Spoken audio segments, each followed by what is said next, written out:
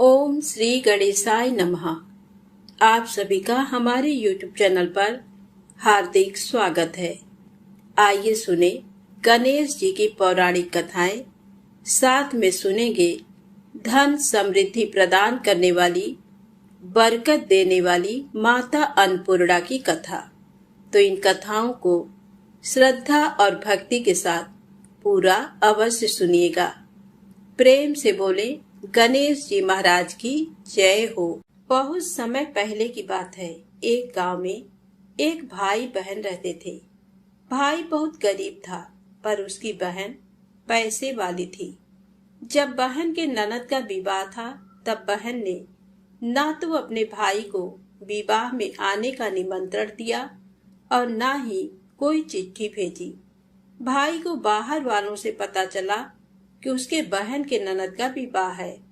भाई ने अपने गांव वालों को बताया। तब गांव वालों ने अपने घर से चुनरी, बिछिया और साड़ी जैसा जिनसे बन पड़ा कन्या के लिए दिया। भाई सारा सामान लेकर बहन के गांव पहुंचा। बहन के घर जाने पर बहन की देवरानी बोली, भाभी जी, आपके भाई आए हैं। बहन ने पूछा, कैसे आए हैं और क्या पहना है? तब देवरानी ने कहा, पैदल आए हैं, फटी पगड़ी, फटी धोती पहने हैं। बहन बोली, मेरे ससुर हवेली के सामने दुकान में बैठे हैं, मुझे शर्म आती है। भाई को बोलो पीछे के दरवाजे से आए। भाई के आते ही बहन ने भाई को एक कमरे में बंद कर बाहर से ताला लगा दिया। एक तरफ लड़की का विवाह हो रहा था, गाजे बाजे बज रहे थे, अतिथियों को भोजन कराया जा रहा था और दूसरी तरफ भाई को कोई भी पानी तक पूछने वाला न था। तभी भांजे की बहू को दया आई और उसने दरवाजा खोल दिया। दरवाजा खुलते ही भाई वहां से भागा। 2 दिनों के भूखे प्यासे रहने के कारण उसे चक्कर आने लगे।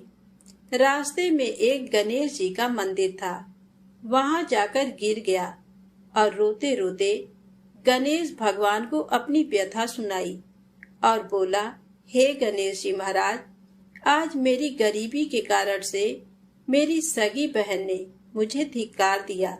घर जाने पर मेरी पत्नी, मेरे बच्चे जब पूछेंगे कि विवाह से क्या मिठाई लेकर आए हैं, तो मैं क्या जवाब दूंगा?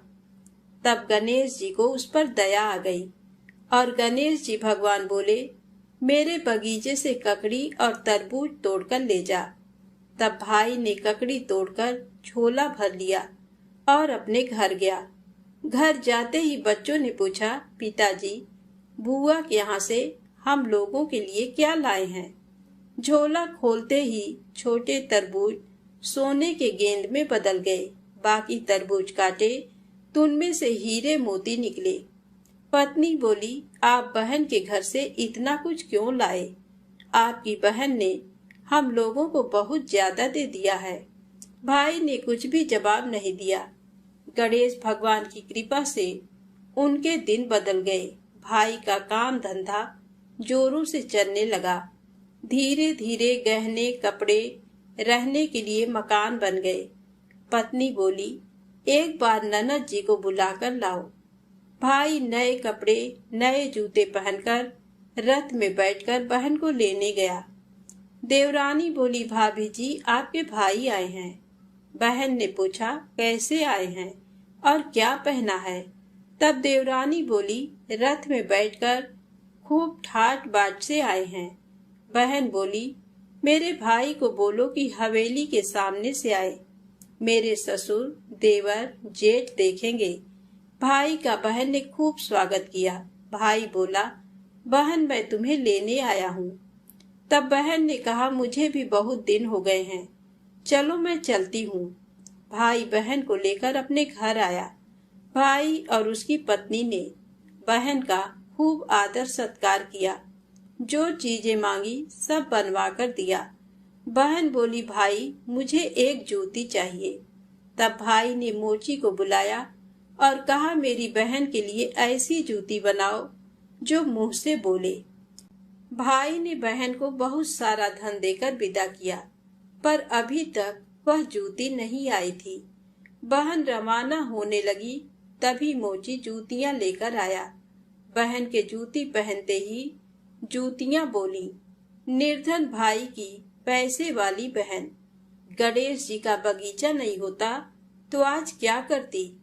बहन तब भाई की पत्नी से पूछा, ये कहाँ से आवाज आ रही है।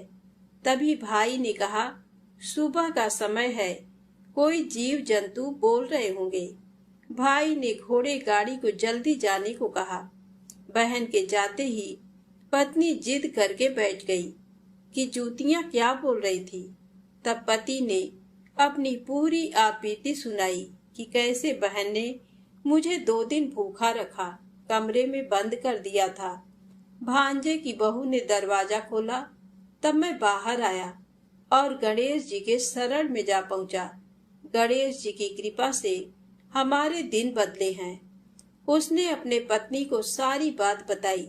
तब पत्नी बोली, अगर मुझे मालूम होता तो मैं आपकी बहन को कुछ नहीं देती। मेरा दिया हुआ सब कुछ वापस लेकर आओ। तब पति बोला, गणेश भगवान ने हमें सब दिया है। अगर वह मुझे भूखा प्यासा कमरे में बंद नहीं करती तो मैं गणेश भगवान के मंदिर में क्यों जाता। क्या मैं गणेश जी को अपना दुखड़ा सुनाता। तुम अपना मन मैला मत करो, अपने पर तो गणेश जी की कृपा है और किस चीज की कमी है। फिर दोनों गणेश जी के आगे झुककर प्रणाम करते हैं और जयकारा लगाया। हे गणेश जी महाराज, जैसी कृपा आपने गरीब भाई पर करी, वैसे ही अपने सभी भक्तों पर अपनी कृपा बनाए रखना। तो प्रेम से बोले, गणेश जी महाराज की जय हो। अब आइए सुने गणेश जी महाराज की अगली पौराणिक कथा। एक बार देवी तुलसी विवाह हेतु वर ढूंढने के लिए तीर्थ यात्रा पर निकली थी और ढूंढते ढूंढते वह गंगा किनारे पहुंच गई। उस वक्त गणेश भगवान गंगा किनारे तप कर रहे थे। उन्हें देखते ही देवी तुलसी उन पर मोहित हो गई और उनके मन में गणेश भगवान से विवाह की इच्छा उत्पन्न हुई। फिर देवी तुलसी ने गणेश जी के पास जाकर उनका ध्यान भंग कर दिया। आंखें खोलने के बाद गणेश भगवान के सामने देवी तुलसी खड़ी थी, लेकिन सामने एक स्त्री है, इसलिए अपने क्रोध को नियंत्रण में रखकर गणेश भगवान ने पूछा, आप कौन है देवी और मेरा ध्यान भंग करने का क्या कारण है। जवाब में देवी तुलसी ने अपने परिचय के साथ गणेश जी से विवाह की बात कर ली। उत्तर में गणेश जी बोले, देवी मैं ब्रह्मचारी हूँ, उस वजह से मैं विवाह नहीं कर सकता। अपने विवाह प्रस्ताव के लिए ना सुनने के बाद देवी तुलसी क्रोधित हो गई और उन्होंने गणेश जी को श्राप दे दिया कि उनका ब्रह्मचर्य टूटेगा और उनके 2 विवाह होंगे। इस बात पर गणेश भगवान भयंकर क्रोधित हो उठे, क्योंकि एक तो वह स्त्री है, इसीलिए ध्यान भंग करने पर भी गणेश जी ने कुछ नहीं कहा और इतनी विनम्रता से बात करने पर भी उन्हें श्राप दिया गया। फिर गणेश जी ने भी देवी तुलसी को श्राप दिया कि तुम्हारा विवाह शंखचूर्ण नाम के असुर के साथ होगा। एक देवी होकर भी उनका विवाह एक राक्षस से होगा। ये जानकर देवी तुलसी विचलित हो गईं और विनायक जी से इस कठोर श्राप से मुक्ति दिलाने की क्षमा याचना करने लगी। फिर गणेश जी को तुलसी देवी पर दया आ गई। वह बोले कि मेरा श्राप तो बदल नहीं सकता, वह तो सच होकर ही रहेगा, लेकिन अगले जन्म में तुम एक पेड़ बनोगी और भगवान महाविष्णु जी को अत्यंत प्रिय होगी। उनकी पूजा में भी तुम्हारा एक महत्वपूर्ण स्थान होगा और कलयुग के इंसानों को तुम मोक्ष का मार्ग दिखाओगी। लेकिन तुमने मेरा तप भंग किया है और मुझे ब्रह्मचारी होकर भी 2 विवाह का श्राप भी दिया है, इसलिए मेरी किसी भी प्रकार की पूजा में तुम निश्चित होगी। इस प्रकार देवी तुलसी गणेश भगवान की पूजा में निषिद्ध हो गई। तो प्रेम से बोले गणेश जी महाराज की जय हो। अब आइए सुने गणेश जी के विवाह की कथा। गणेश भगवान का मुख हाथी का है और एक दांत टूटा हुआ है। इन्हीं दो कारणों की वजह से उनका विवाह नहीं हो पा रहा था। इस बात से गणेश महाराज अक्सर नाराज रहा करते थे। एक दिन एक देवता के आग्रह पर विनायक जी उसके विवाह में अपनी उपस्थिति दर्शाने गए थे। विवाह स्थल पर पहुंचने के बाद कुछ देवताओं ने मिलकर गणेश भगवान का समय पर विवाह न होने के कारण उपहास किया, जिससे गणेश जी बहुत ही अधिक नाराज हो गए। उसी दिन उन्होंने ठान लिया कि जब तक मेरा विवाह नहीं होता तब तक मैं किसी भी देवता का विवाह नहीं होने दूंगा। गणेश भगवान के पास विवाह और अन्य संदेश लाने का काम उनके प्रिय वाहन मूषक राज करते थे। अब मूषक राज जब भी किसी देवता के विवाह का समाचार लाते तब गणेश जी उसे आदेश देते और मूषक राज अपनी सेना के साथ जाकर उस विवाह के मंडप को गिराकर तहस नहस करते एवं बारातियों को भी भगा देते। इस तरह गणेश जी और मूषक राज की मिली भगत की वजह से किसी भी देवता का विवाह नहीं हो रहा था। गणपति जी के व्यवहार से तंग आकर सभी देवी देवता भगवान शिव और माता पार्वती जी के पास पहुंच गए और इस विराट समस्या का समाधान मांगने लगे। भगवान शिव और माता पार्वती ने कहा कि इसका हल तो आपको केवल ब्रह्मा देव जी के पास ही मिल सकता है। कृपा करके आप ब्रह्मलोक को जाएं। माता पार्वती और महादेव को प्रणाम करके सभी देवी देवता ब्रह्मा जी के पास प्रकट हुए। देवताओं की समस्या को ठीक से सुनने के बाद ब्रह्मा जी ने अपनी योग शक्ति से दो कन्याओं का निर्माण किया। कन्याओं का नाम था रिद्धि और सिद्धि। वह दोनों ब्रह्मा जी की मानस पुत्रियां थीं। उन्हें लेकर ब्रह्मा जी गणेश महाराज के पास गए और उनसे अपनी पुत्रियों को ज्ञान एवं शिक्षा प्रदान करने का निवेदन करने लगे। ब्रह्मा देव जी का मान रखने के लिए एक दंत भगवान ने रिद्धि और सिद्धि को शिक्षा देना आरंभ किया। फिर उस दिन के बाद से जब भी मूषक राज किसी विवाह की खबर लेकर आते हैं उस वक्त रिद्धि और सिद्धि गणेश जी को अपनी बातों में उलझाकर रखती थी। इस तरह गणेश जी का ध्यान किसी और विषय पर रहता और दूसरी तरफ देवताओं की विवाह संपन्न हो जाते। एक दिन बुद्धि के देवता भगवान गणेश जी को ये बात समझ आ गई, लेकिन उनके क्रोध में आने से पहले ही ब्रह्मा देव अपनी दोनों पुत्रियों के साथ वहां पर प्रकट हुए।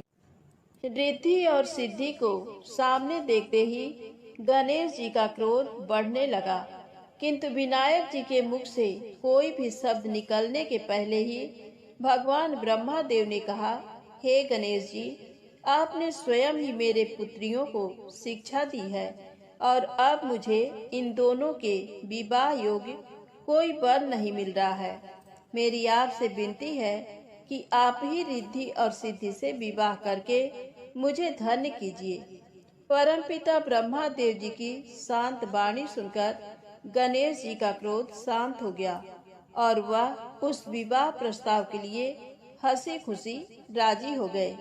विवाह के बाद अपनी दोनों पत्नियों से उन्हें दो पुत्र प्राप्त हुए, जिनका नाम रखा गया शुभ और लाभ। तो प्रेम से बोले गणेश जी भगवान की जय हो। अब आइए सुनते हैं गणेश जी की पौराणिक कथा। बहुत समय पहले की बात है। एक दिन गणेश जी धरती पर सैर कर रहे थे। सैर करते करते वह एक अनाज के खेत में पहुंच गए और भूख लगने के कारण उन्होंने उस खेत में से 12 अनाज के दाने तोड़कर खा लिए। वह खेत सेठ धनी राम जी का था।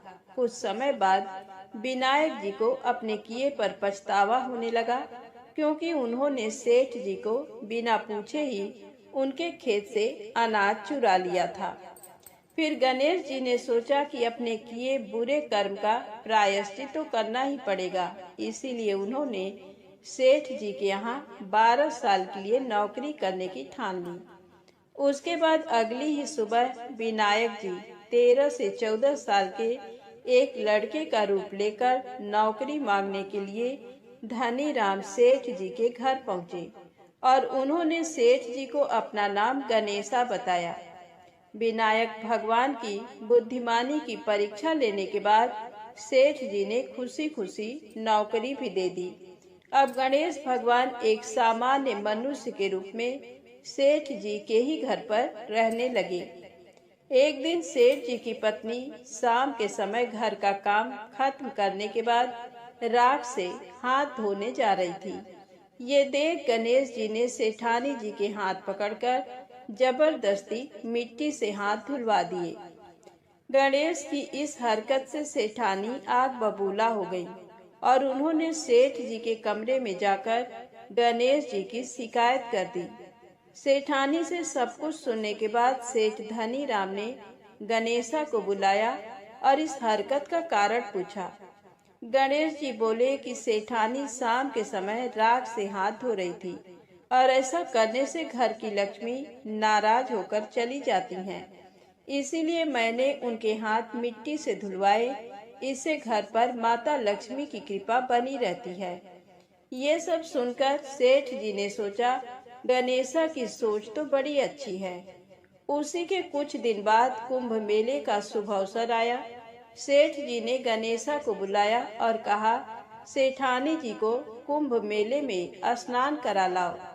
अब सेठानी और गणेशा स्नान के लिए मेले में पहुँचे। वहां पहुंचने के बाद सेठानी नदी के किनारे बैठकर नहाने लगी। उन्हें ऐसा करते देख गणेशा दौड़ कर आए और सेठानी जी के दोनों हाथ पकड़कर उन्हें नदी के अंदर लेकर गए। उनसे पानी में डुबकी लगवाई और फिर किनारे पर ले आए। अब गणेशा की इस हरकत से तो सेठानी का गुस्सा 7वें आसमान पर पहुंच गया। सेठानी जी घर आते आते पूरे रास्ते गणेशा को ताने पर ताने मार रही थी, लेकिन गणेश भगवान सब कुछ शांति से सुन रहे थे। घर आते ही सेठानी ने सेठ जी के पास फिर से गणेशा की शिकायत कर दी। सेठ जी ने तुरंत ही गणेशा को बुलाया और पूछा, तुमने ऐसा क्यों किया? गणेश जी बोले, सेठ जी, सेठानी नदी के किनारे बैठकर गंदे पानी से नहा रही थी। मैंने इनको बीच नदी में ले जाकर साफ पानी में डुबकी लगवाई। ऐसा करने से उन्हें अगले जन्म में बहुत बड़ा राजपाट और वैभव मिलेगा। सेठ जी ने सोचा कि गणेशा के विचार कितने अच्छे हैं, मेरे परिवार का भला सोचता है। कुछ दिन बाद सेठ जी के घर पर पूजा थी। पंडित जी आने के बाद सेठ जी ने गणेशा से कहा, जाओ और सेठानी जी को बुला कर लाओ। सेठ जी के आज्ञानुसार गणेश जी सेठानी को बुलाने गए। उस वक्त सेठानी काली चुनरी ओढ़कर कमरे से बाहर आ रही थी। ये देखते ही विनायक जी ने वह काली चुनरी उतारकर फाड़ दी और कहा कि पूजा के लिए लाल रंग की चुनरी ओढ़कर आइए। अब सेठानी बहुत ज्यादा नाराज हो गईं और गणेशा पर चिल्लाने लगी। वह आवाज सुनकर सेठ जी वहां पर भागते हुए आए और पूछा कि क्या हुआ। तब सेठानी बोली, गणेशा ने मेरी चुनरी फाड़ दी। फिर सेठ जी ने भी गणेशा को बहुत डांटा। जवाब में गणेश जी ने कहा कि सेठ जी, पूजा में कभी काला वस्त्र नहीं पहनते, इससे शुभ काम सफल नहीं होते, इसीलिए मैंने ऐसा किया। सेठ जी ने सोचा कि गणेश है तो बहुत ही समझदार। इसी तरह लीला रचाते हुए उसी घर में गणेश जी के 12 साल बीत गए। फिर एक दिन सेठ जी ने नया कारोबार शुरू करने से पहले घर में पूजा रखी थी। पूजा करते करते उनको याद आया कि पूजा की सामग्री में गणेश भगवान की मूर्ति तो है ही नहीं। तब उन्होंने अपने नौकर गणेशा को पूजा घर से भगवान विनायक जी की मूर्ति लाने के लिए कहा। गणेशा बोला कि मुझे ही मूर्ति समझकर पूजा में विराजमान कर लो, आपके सारे शुभ काम सफल हो जाएंगे। ये बात सुनकर सेठ जी गुस्सा हो गए और बोले, गणेशा, तुम अभी तक सेठानी से मजाक करते थे, अब मुझसे भी करने लगे हो। उत्तर में गणेश जी ने मुस्कुराते हुए कहा, नहीं सेठ जी, मैं मजाक नहीं कर रहा, मैं सत्य वचन कह रहा हूँ। इतना कहने के बाद नौकर गणेश ने अपना असली भगवान स्वरूप धारण कर लिया। साक्षात गणेश भगवान को सामने देखते ही सेठ और सेठानी उनके चरणों में लीन हो गए और उन्होंने अपनी पूजा संपन्न कर ली। उसके पश्चात गणेश जी देखते ही देखते अंतर ध्यान हो गए।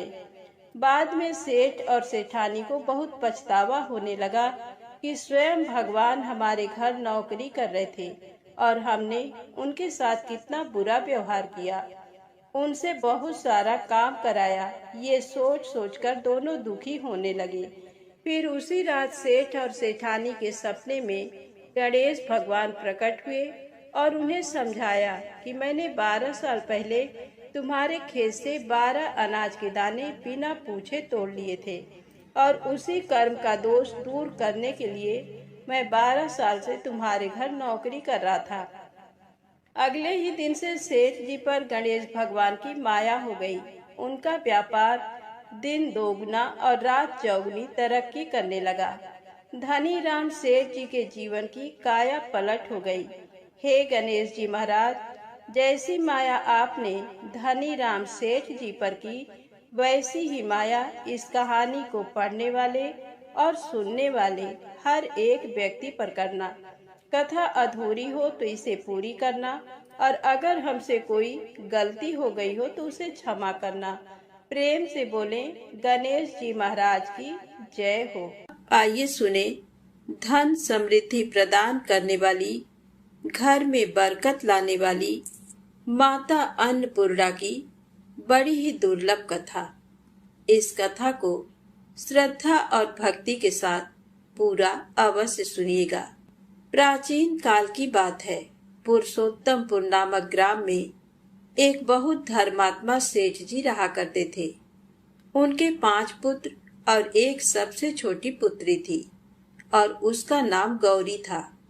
सेठ जी का भरा पूरा परिवार था।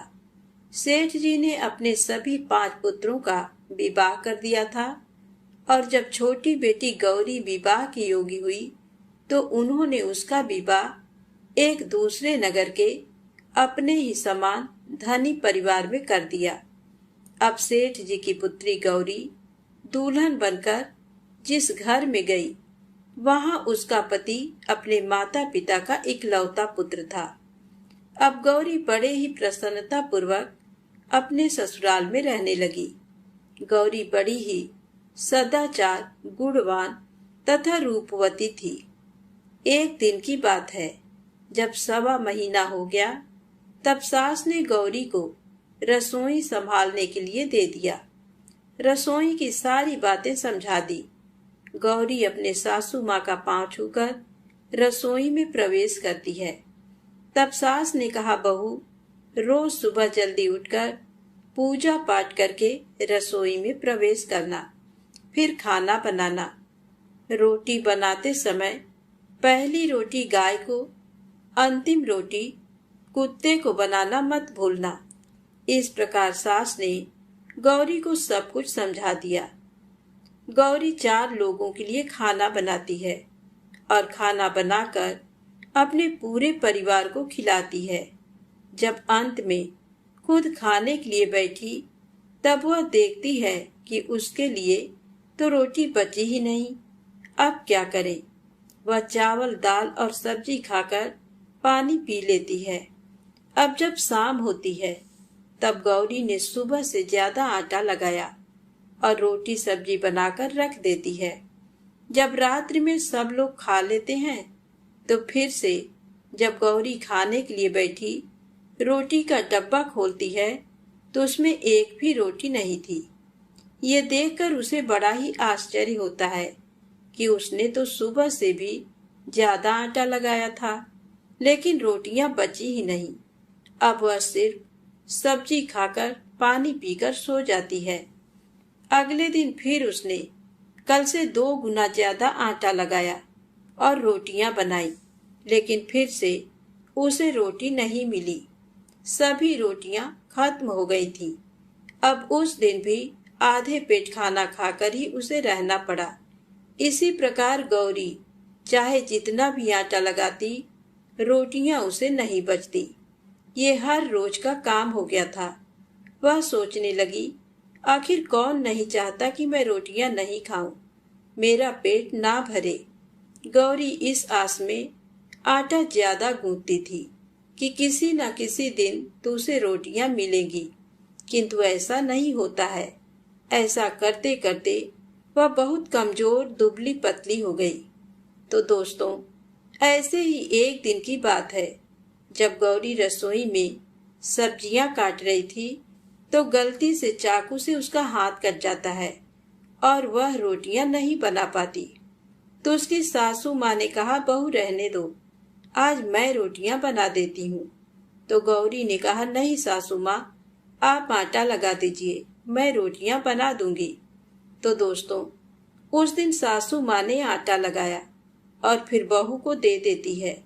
बहू रोटियां बनाकर तैयार कर देती है। घर के सभी सदस्य रात के समय जब खाना खाने लगते हैं, सब लोग जब खाना खा लेते हैं, तब बारी आती है गौरी की। तो वह बहुत दुखी मन से खाना खाने बैठती है। वह सोचती है, आज तो सासू माँ ने आटा गूंथा है, वह भी बहुत कम। आज तो मेरे लिए रोटियां बची ही नहीं होंगी। ये सोचकर बहू मन ही मन बहुत दुखी होती है। किंतु जब वह रोटी के डब्बे को खोलती है तो उसने देखा कि उसमें 4-5 रोटियां पड़ी हैं। ये देखकर बहू बहुत खुश होती है। अब क्या था, ऐसे ही 7 दिनों तक बहू की सासू माँ ने आटा गूंथा और बहू रोटियां बनाती थी और बहू को रोज रोटियां मिलने लगी। इन 7 दिन बहू ने भर पेट खाना खाया। जब 8वां दिन आया तो बहू का हाथ भी ठीक हो गया था। तब सासू माँ ने कहा कि गौरी बेटा, क्या मैं आज आटा गूंथ दूं या फिर तुम आटा गूंथ लोगी? तब गौरी ने कहा, नहीं माँ, मेरा हाथ अब ठीक हो गया है, मैं आटा गूंथ दूंगी। उस दिन गौरी ने आटा गूंथा और रोटियां बनाई, सबको प्रेम पूर्वक खाना खिलाया। जब उसके खाने की बारी आई तब उसने देखा कि रोटी के डिब्बे में तो रोटी है ही नहीं, पूरा रोटी खत्म हो गया। ये देख बहू गौरी बहुत ही आश्चर्य में पड़ जाती है। वह सोचती है, जब तक सासू माँ ने आटा लगाया तब तक तो मुझे रोटियां मिलती थी, लेकिन जब से मैं आटा गूंथने लगी तो मुझे रोटियां ही नहीं मिलती, जबकि सासू माँ मुझसे बहुत ही कम आटा गूंथती थी। इसके बाद भी पूरा परिवार उसमें खा लिया करता था। ऐसी क्या बात है? ये सारी बातें सोचकर गौरी बहुत ही परेशान हो जाती है और दिन भर दुखी रहती थी। एक दिन की बात है, गौरी के पति ने गौरी से पूछा कि गौरी, तुम इतना उदास क्यों रहती हो? इतना सारा धन संपत्ति सब तुम्हारा ही तो है, तुम्हें रोकने टोकने वाला कोई नहीं है। तुम अपने मन से अपने पसंद का भोजन बनाकर खा सकती हो। तुम दिन प्रतिदिन इतनी कमजोर कैसे होती जा रही हो? गौरी ने लाज और संकोच से अपने पति को कुछ नहीं बताया। तब उसके पति ने सोचा कि शायद उसकी पत्नी को उसके माता पिता की याद आ रही है। इसीलिए अगले दिन गौरी का पति अपने माता पिता से कहता है कि पिताजी, मुझे लगता है कि गौरी को उसके माता पिता की याद आ रही है। मैं उसे उसके मायके ले जाकर सबसे मिलवा लाता हूँ। अपने बेटे की बात सुनकर गौरी के सास ससुर तैयार हो जाते हैं और उसे जाने की अनुमति दे देते हैं और कहते हैं, बेटा, यदि बहू को अपने माता पिता से मिलकर प्रसन्नता होती है तो अवश्य ही तुम उसे उसके मायके ले जाओ। अब गौरी का पति अपने पत्नी को लेकर उसके मायके जाता है। दामाद और बेटी को देखकर उनका बहुत ही आवभगत होता है। तरह तरह के व्यंजन बनाए जाते हैं, खिलाए जाते हैं बहुत सेवा सत्कार होता है। उसी दिन रात्रि में समय मिलने पर गौरी की माँ ने अपनी बेटी को कोने में ले जाकर पूछा, बेटी, तुम इतनी दुबली पतली कैसे हो गई? तुम तो बहुत ही कमजोर दिख रही हो। क्या बात है? तुम्हें कौन सी बात खाए जाती है? क्या तुम्हारे ससुराल वाले तुम्हारी चिंता नहीं करते, तुम्हें दुख देते हैं? या ऐसी कौन सी बात है जिससे तुम्हारी ये दशा हो गई है? अपनी माँ की बातें सुनकर गौरी अपनी सारी परेशानी, सारी चिंताएं, सब कुछ बताती है। अपनी बेटी की बात सुनकर गौरी की माँ ने कहा, बेटी, हमें लगता है माता अन्नपूर्णा तुमसे नाराज हो गई हैं। इस विषय में तो मैं कुछ नहीं कर सकती, क्योंकि तुम्हारे ससुराल में हमारा बोलने का कोई अधिकार नहीं है। इसीलिए मैं तो कहूंगी कि तुम यहाँ से जाने के बाद इस विषय में अपने सास और ससुर से बात करना। वही कुछ हल बताएंगे और तुम्हारी समस्या का समाधान होगा। बेटी, माँ अन्नपूर्णा जिससे नाराज होती हैं, उसके साथ ऐसा ही होता है। अब अपनी माँ की बातें सुनकर गौरी निश्चय करती है कि वह सारी बातें अपने सासू माँ से कहेगी। अब जब सुबह का समय होता है तो गौरी अपने माता पिता से विदाई लेकर अपने ससुराल आ जाती है। ससुराल आने के बाद वह अपने सास ससुर और पति से सारी बातें कह सुनाती है। वह कहती है, माँ जी, जब से मैंने रसोई संभाला है, मैं खाना बनाती हूँ, तब से मुझे एक भी दिन रोटियां नहीं बचती। मैं बिना खाए ही सो जाती हूँ। किसी किसी दिन पानी पीकर सो जाती हूँ। किसी किसी दिन चावल सब्जी खाती हूँ। रोटी तो मुझे मिलती ही नहीं है। और माँ जी, आपको याद है, मेरा हाथ कटा था, तब आप उस समय आटा गूंथा करती थी, और वह भी बहुत कम। फिर भी मुझे रोटियां बचा करती थी और मैं भर पेट खाना खाती थी। लेकिन अब जब मेरे हाथ का घाव ठीक हो गया, तब से मैं फिर से आटा गूंथने लगी और रोटियां बनाने लगी। अब मुझे फिर से रोटियां नहीं बचती। मैं आधे पेट ही खाना खाती हूँ। अपनी बहू की बातें सुनकर सास को सब कुछ समझ में आ गया। उसने कहा, बहू, ये शायद मेरी ही गलती है। मैंने तुम्हें सब कुछ बताया, सब कुछ सिखाया, लेकिन एक बात तो बताना भूल ही गई। ऐसा कहकर सास अपनी बहू का हाथ पकड़कर गौरी को रसोई में ले जाती है। एक परात में आटा निकालकर उस आटे को अच्छे से गूंथती हैं। गूंथने के बाद उस गूंथे हुए आटे पर अपने उंगलियों के 5 छाप लगा देती हैं और कहती हैं, बहू, ये माँ अन्नपूर्णा का छाप होता है, उनका चिन्ह माना जाता है। आटा लगाने के बाद कोई भी स्त्री इस तरह छाप लगाती है तो उसके घर में बरकत होती है। इसका अर्थ ये है कि माँ अन्नपूर्णा की कृपा सभी परिवार वालों पर बरसे और कोई भी सदस्य भूखे पेट ना सोए। बहू, मैं तुम्हें ऐसा बताना भूल गई।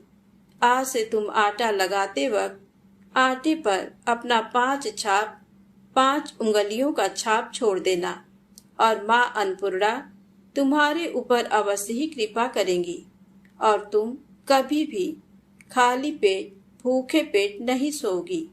ये बरकत का चिन्ह होता है। अब अपने सासू माँ की बात सुनकर बहू हर रोज आटा गूंथती और फिर उस पर अपने 5 अंगुलियों की छाप छोड़ देती और फिर रोटियां बनाती। अब बहू को भी हर रोज रोटियां मिलने लगी। वह पेट भर भोजन करने लगी और स्वस्थ भी हो गई। माँ अन्नपूर्णा की कृपा उस पर बरसने लगी। उसके हाथ में माँ अन्नपूर्णा का वास हो गया। घर पर कोई भी सदस्य भूखा नहीं रहता और जो कोई मेहमान आता या कोई भी भीख मांगने के लिए भिक्षुक आता, उसे भी वह खाना खिलाकर ही घर से विदा करती। इस प्रकार बहू के ऐसा करने से उसके घर में बरकत होने लगी अन्न की वर्षा होने लगी। तो दोस्तों, आटे को कूटकर उस पर 5 उंगलियों का छाप लगाना हमारी पुरानी परंपरा है। ये माता लक्ष्मी और अन्नपूर्णा माता का चिन्ह माना जाता है। ऐसा करने से माता अन्नपूर्णा सदा प्रसन्न रहती हैं और घर वालों पर अपनी कृपा दृष्टि बनाए रखती हैं। हमारे पूर्वजों से लेकर अब तक ये परंपरा चली आ रही है।